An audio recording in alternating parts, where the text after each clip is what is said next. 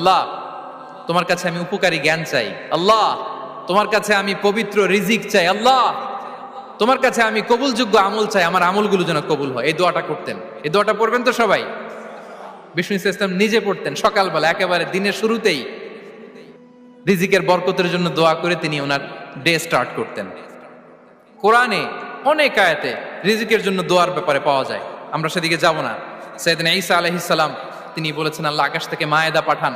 ওই আয়াতের শেষে বলেছেন ওয়ারযুকনা ওয়া আনতা খায়রুর রাযিকিন, আল্লাহ আপনি আমাদেরকে রিজিক দিয়ে ধন্য করুন, আপনিই তো রিজিক দাতা।